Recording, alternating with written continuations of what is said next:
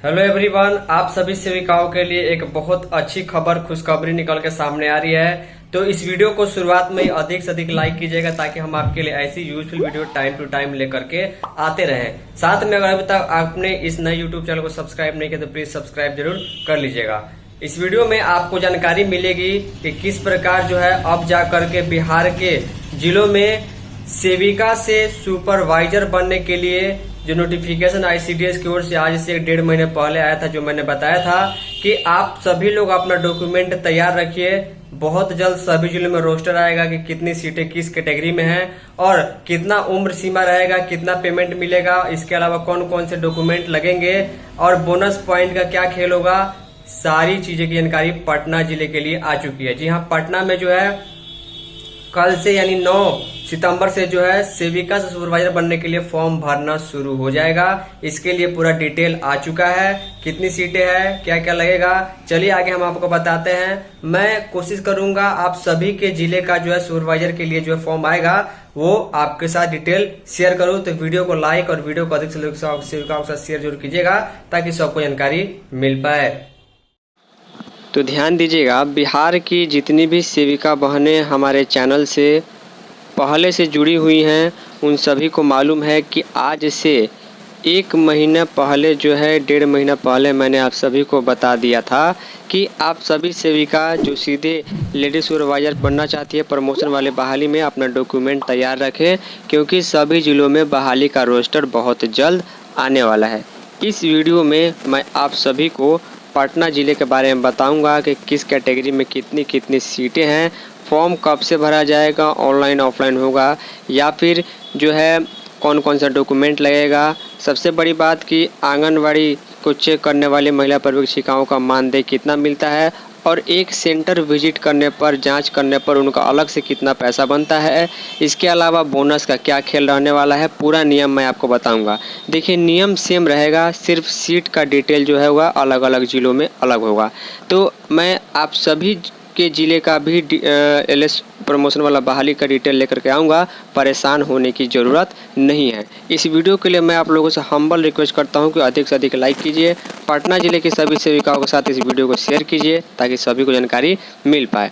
देखिए, समाहरणालय पटना, जिला प्रोग्राम कार्यालय पटना यानी पटना जिला के आईसीडीएस ऑफिशियल लेटर निकला हुआ है। लिखा गया, आईसीडीएस पटना जिला के अंतर्गत अनुबंध के आधार पर आंगनबाड़ी सेविका से महिला पर्यवेक्षिका के नियोजन के संबंध में इसके विज्ञापन संख्या 9/2024 आपको दिखाई दे रही है। देखिए, लिखा गया, सभी संबंधितों को सूचित किया जाता है कि पटना जिला में आईसीडीएस अंतर्गत आंगनबाड़ी सेविका से महिला पर्यवेक्षिका के रिक्त पदों पर अनुबंध के आधार पर नियोजन हेतु विभागीय मार्गदर्शिका के ज्ञापन के आधार पर जो है पटना जिला में कार्यरत जो भी इच्छुक आंगनबाड़ी सेविका है उनसे ऑनलाइन आवेदन आमंत्रित किए जाते हैं। सबसे बड़ी बात यह है कि पटना जिला में किस कैटेगरी में कितनी सीटें हैं, कितनी सीटों पर बहाली होगी। कुल मिलाकर मात्र 55 सीटें हैं। जी हाँ, इतने बड़े पटना जिला में 55 सीटों पर जो है सेविका से सुपरवाइजर के लिए बहाली होगी, यानी कंपटीशन काफ़ी तगड़ा रहने वाला है। अब देखिए, जो एससी कैटेगरी की सेविका होगी उसके लिए 8 सीटें रिजर्व है। जो एसटी कैटेगरी की महिला होगी सेविका होगी उसके लिए मात्र 1 सीट पर बहाली होगी।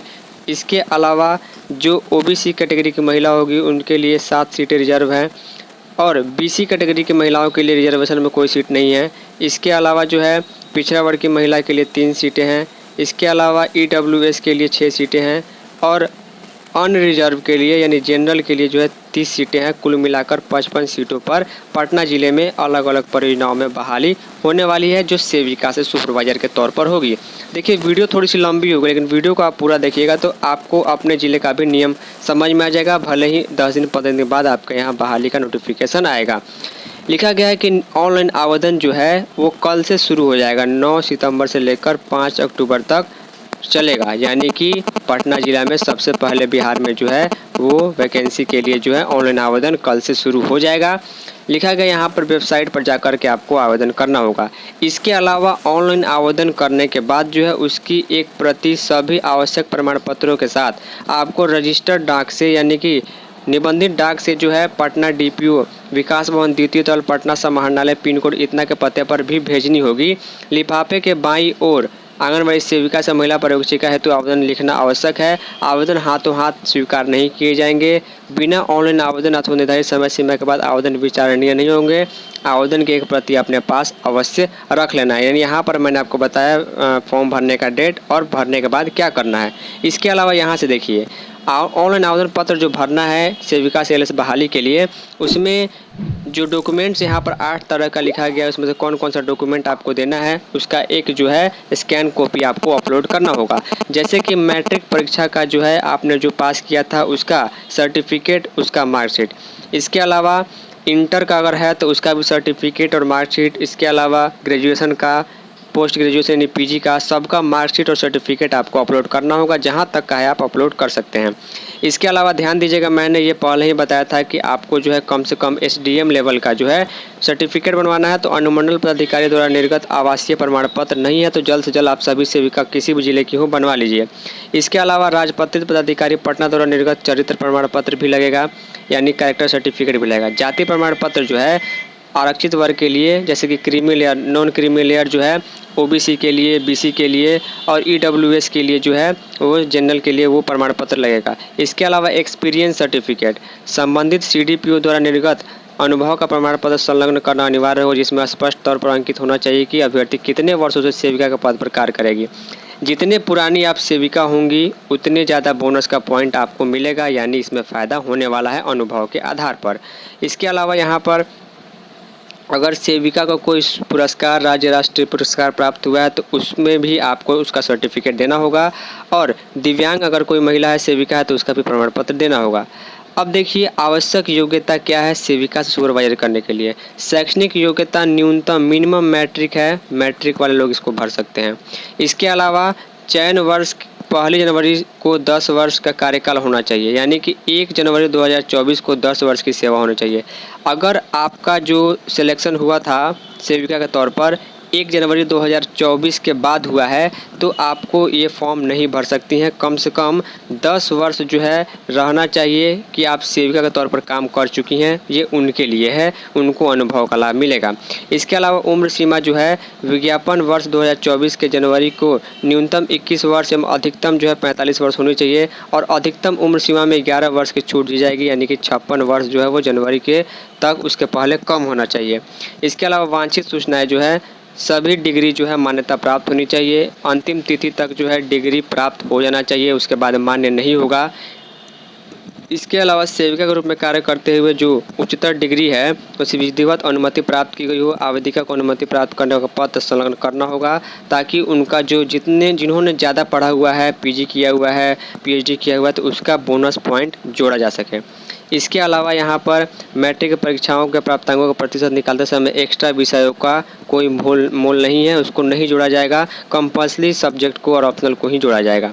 लिखा गया प्रत्येक अभ्यर्थी को उच्चतर परीक्षा, जैसे कि आपने इंटर भी किया है, यूजी भी किया है, पीजी भी किया है, इसके अलावा कई सर्टिफिकेट राष्ट्रीय स्तरीय पुरस्कार प्राप्त किया है तो उसका बोनस अंक आपको अलग से मिलेगा, काफ़ी फ़ायदा होगा। इसके अलावा अगर आपने 10 वर्ष ही काम किया हुआ है सेविका के तौर पर तो आपको 10 अंक दिए जाएंगे। अगर आपने 15 वर्ष तक सेविका के तौर पर काम किया हुआ है तो 15 अंक आपको अलग से सिर्फ बोनस का मिलेगा, यानी अनुभव का आपको यहाँ पर फ़ायदा होने वाला है। इसके अलावा जो है मान के चलिए कि कुल योग के आधार पर अंतिम मेगा सूची तैयार की जाएगी और आरक्षण कोटि के आधार पर जो है वो सेविकाओं के एलएस के रूप में नियुक्ति होगी। मान लीजिए 2 सेविकाओं का मेगा अंक समान है मेरिट लिस्ट में, तो जिसकी उम्र अधिक होगी, अधिक आयु वाली सेविका को ही एलएस बनाया जाएगा। इसके अलावा अनियमितता के आरोप में अगर कोई सेविका चयन मुक्त है तो वो फॉर्म नहीं भर सकती, अयोग्य होंगी। इसके अलावा सबसे बड़ी बात हमेशा लोग पूछते हैं कि आखिर जो है जो महिला पर्यवेक्षिका होती हैं उनका पेमेंट सरकार फ़िलहाल कितना देती है। तो देखिए 25,000 रुपये प्रति महीने जो है वो लेडी सुपरवाइजर का महिला पर्यवेक्षिकाओं का मानदेय निर्धारित है, जो एक मुश्त उनको 25,000 रुपये मिलता है। इसके अलावा एक सेंटर अगर वो विजिट करती हैं यानी कि निरीक्षण में 120 रुपये का जो है आंगनवाड़ी केंद्र पर जांच करके आने जाने का खर्चा उनको एक केंद्र के लिए मिलता है और इस हिसाब से अधिकतम 9,000 रुपये प्रति महीना निर्धारित है। यानी कि 120 रुपया वो एक केंद्र के जाँच करने का अगर उनको मिलता है तो महीने में अगर उन्होंने 75 को केंद्र जाँच किया तो 9,000 रुपये अधिकतम जो है उनको सिर्फ केंद्र जाँच करने का भाड़ा मिल जाता है, इससे ज़्यादा भाड़ा नहीं मिलता है। तो आप जोड़ेंगे तो 25,000 रुपये उनका पेमेंट हो गया, मानदेय हो गया। 9,000 रुपया जो है उनका जो है वो सेंटर जांच करने के 120 रुपये प्रति केंद्र के हिसाब से, तो 34,000 रुपये जो है उनका पेमेंट बन जाता है, जो काफ़ी अच्छा पेमेंट है।